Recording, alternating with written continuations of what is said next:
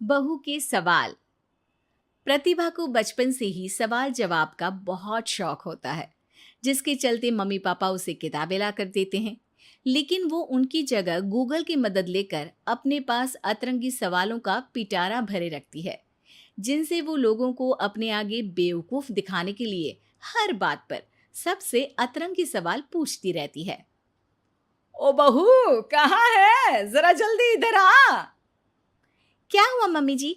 ऐसा कौन सा आसमान सिर पर आ गिरा जो इतनी हबड़ तबड़ में बुलाया? अरे आसमान का तो पता नहीं, पर इसकी छत जरूर गिरेगी। कितनी बार बोला है कि इसे रिपेयर करा लो। मम्मी जी, ऐसी क्या चीज है जो आपसे कभी सवाल तो नहीं पूछती, पर फिर भी आपको हमेशा उसका जवाब देना पड़ता है? हे भगवान, यहाँ घर गिरने को आया और इसे केबीसी खेलना है। अरे तू अपने सवालों का टोकरा अपने पास ही रख, मेरा बेटा करा देगा। वो आलसी, उनके भरोसे रही तो छत पक्का गिरेगी। इससे अच्छा है कि जल्द जवाब ही दे दो। प्रतिभा की बात सुन सास असमंजस में वहीं बैठ जाती है, जिसे देख प्रतिभा मुस्कुराते हुए वहां से चली जाती है। और मती मारी गई थी जो इस सवालों की दुकान को घर ले आई। क्या हुआ माँ, इतनी परेशान क्यों बैठी हो? अरे हाँ हाँ, आजा, सब तेरी वजह से तो हुआ है। पूरी दुनिया में तुझे कोई दूसरी लड़की नहीं मिली थी शादी करने के लिए, जो इस सवाल बवाल को मेरे सिर पर ला बिठा दिया। अब क्या सवाल पूछ लिया प्रतिभा ने? इस पर सास अभय को प्रतिभा का सवाल बताती है, जिसे सुनकर अभय जोर जोर से हंसने लगता है। अरे माँ, प्रतिभा के पास जाओ और बोलो उसका जवाब है मोबाइल फोन, जो हमसे कोई सवाल नहीं पूछता, लेकिन हमें हमेशा उसके बजने पर जवाब देना ही पड़ता है। ओ हाँ हाँ, चल अब दफा हो, आलसी कहीं का। इस पर अभय के वहां से जाते ही सास प्रतिभा के पास जाकर उसे जवाब दे देती है, जिसे सुन प्रतिभा हैरान रह जाती है, लेकिन अपनी बात के चलते छत की रिपेयरिंग का काम करा देती है। मेरे सवाल का जवाब इतनी जल्दी देना मम्मी जी के बस की तो बात है नहीं। कोई मुझे इतनी जल्दी हरा दे ये कभी नहीं हुआ, और ना ही मैं होने दूंगी। अब देखो। इसके बाद तो जैसे बात प्रतिभा के अभिमान की हो जाती है, जिसमें वो सास से बदला लेने का मौका ढूंढने में जुट जाती है। एक दिन, आज ना हमें पड़ोस वाले शर्मा जी के घर डिनर पर जाना है, तो अपने सवालों को घर पर ही छोड़कर जाना, समझी?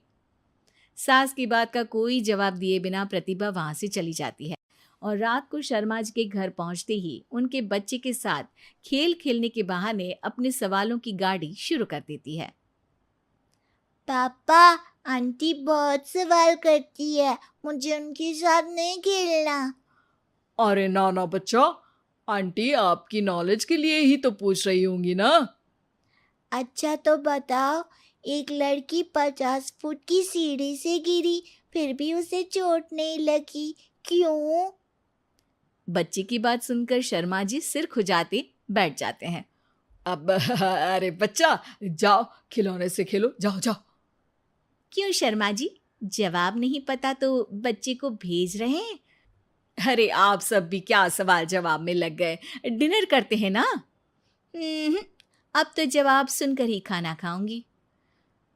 क्योंकि वो लड़की आखिरी सीढ़ी से गिरी थी, इसलिए चोट नहीं लगी। मिल गया जवाब। अब कोई बदतमीजी या सवाल नहीं। अच्छा, तो आज तक मम्मी जी को भी सारे जवाब आप ही बताते थे? क्यों, तुम्हारे अहंकार को ठेस पहुंची कि कोई तुमसे तेज कैसे हो सकता है?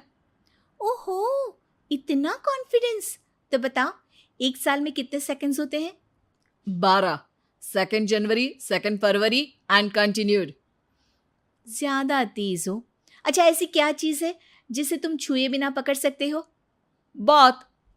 2 माँ और 2 बेटी पिज्जा खाने गई। सबने एक एक स्लाइस खाया, फिर भी सिर्फ 3 स्लाइस ही खा पाए। कैसे?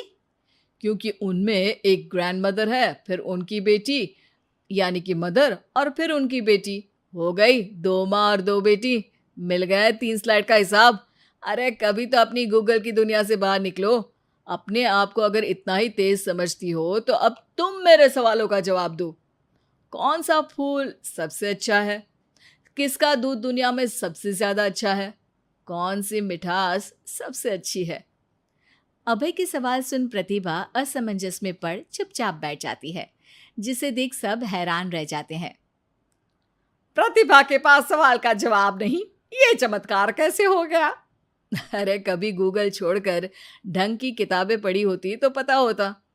इसी तरह कुछ दिन बीत जाते हैं, जिसमें अभय का जवाब ना दे पाने की वजह से प्रतिभा सवाल पूछना बंद कर देती है, लेकिन साथ ही सुकून से रह भी नहीं पाती, जिसे देखकर एक शाम अभय प्रतिभा को कहता है। देखो, मेरा तुम्हें हर्ट करने का कोई मोटिव नहीं था। बस समझाना था कि अगर तुम्हारे पास कोई टैलेंट है तो उससे लोगों को नीचा दिखाने की जगह उन्हें सीखने में या मदद करने में इस्तेमाल करो। ज्ञान नहीं, जवाब दो। सबसे अच्छा फूल कॉटन का है, क्योंकि उससे हमें कपड़े पहनने को मिलते हैं। सबसे अच्छा दूध माँ का है, क्योंकि उसकी वजह से एक बच्चा स्वस्थ और तंदुरुस्त रहता है। और सबसे अच्छी मिठास तुम्हारी जुबान में होती है। अगर जुबान से अच्छा बोलोगे तभी तो लोगों से जुड़ पाओगे, उनके मन और जीवन में घर कर पाओगे। अभी भी ज्ञान ही दिया, लेकिन ऐसा जो मेरे पास नहीं था। सॉरी।